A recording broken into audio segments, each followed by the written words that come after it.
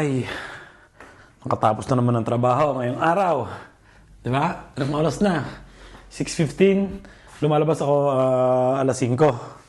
So, nakapagpahinga na ako ng mahigit isang oras, di ba? Bumili si Mrs. na to. Ayan, oh.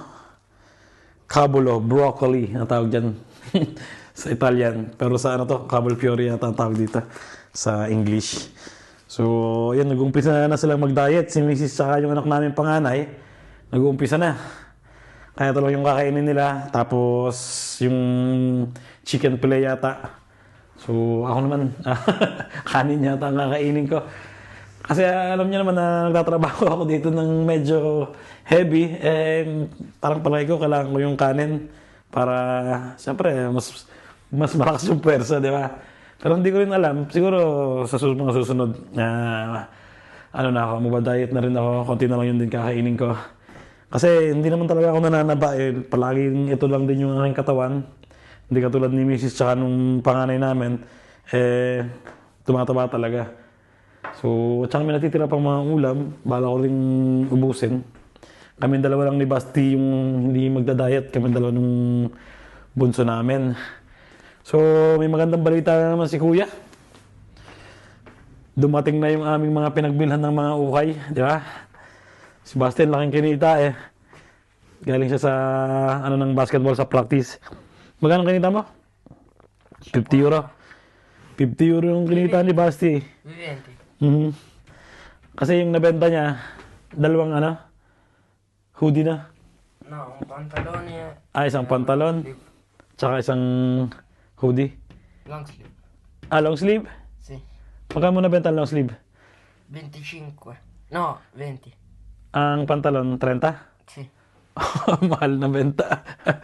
Tapos dumating na rin yung sa akin. Ang nabenta ko naman,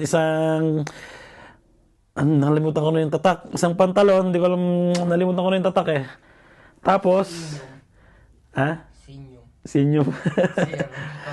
Tapos isang sweater na yung Wu-Tang Clan. Pero nabenta ko lang siya ng 20. Tapos sabi sa akin ng anak ko, dapat pala, nasa mga 60. So, lugi, di ba? Pero okay lang naman kumita rin naman ako. Magkano lang yung puhunan ko? 10. 10 euros lang. And binigay na ni Kuya sa akin yung kinita namin. Ayan o, biruin niya yan, di ba? Ito lang yung puhunan ko, 10 euros. Ito lang yung pinambili ko ng 2 hoodie. At ito yung kinita ko. Di ba? Hindi ko alam magkano to sa palagi ko kulang 2,000 to sa pesos. And tapos, nakabili na ulit ako ng pambenta ulit. 3 naman yung binili ko ngayon. Pero pinabebenta ko kay Kuya to ng at least 20 isa. Pero sabi niya, mabebenta daw eh. Nakita nyo na pala doon sa mga naulang vlog ko na. So, nasa na? Itong champion na to. Ayan. Hoodie na champion. Bigat ng tela niya ha. Sobrang halata mong original, di ba?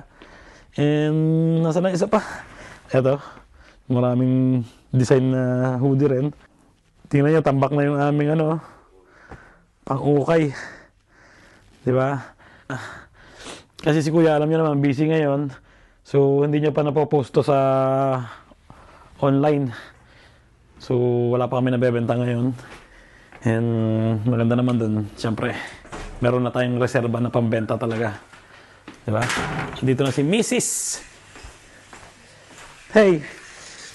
Nagpupo ka na? Ba't dire-diretso ka? Maghugas ka muna ng puwet mo. Ano nabili mo?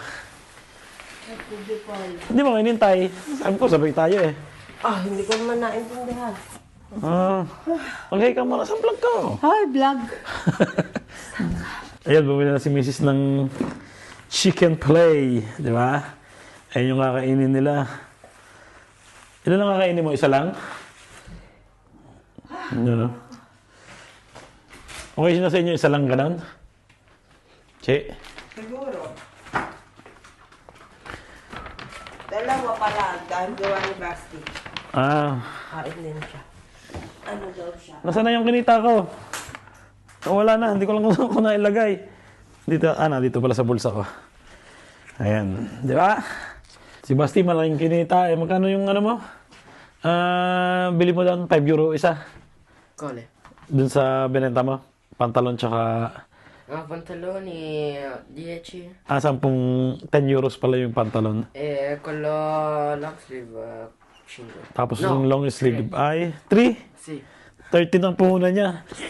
Ang kinita niya ay 37, di ba? 37 euro. 2,000 mahigit. Kung sa pesos. Kaya lang talaga, tsaga-tsaga lang na. Siguro kung hindi nagdaan yung Pasko tsaka bagong taon darating kagad yung mga pinagbilhan namin alam niyo naman, busy ngayon. So, maganda naman doon ay back to normal na ulit. January, pwede na ulit kami mamili. Sigurado dating kagad yung pera na pagbebentahan namin. So, ayun. Hanggang dito na lang ang vlog ko. Ciao. Nakain ka na rin. So, yun, kain na na. Ito yung sa amin ni Basti, oh. Pasta. Ito kayo na misis. Lagyan mo asin, ha? Meron na dyan ka. Meron na ba? Hindi lang wala ha? Pang-diet yung pagkain ni na misis, ha? Wala. Ayan. Ito yung sa akin. Pasta. Tapos mamaya magkakanin pa ako. And, yeah, thank you, Lord. At, sarap naman yung pagkain, di ba? So, ciao.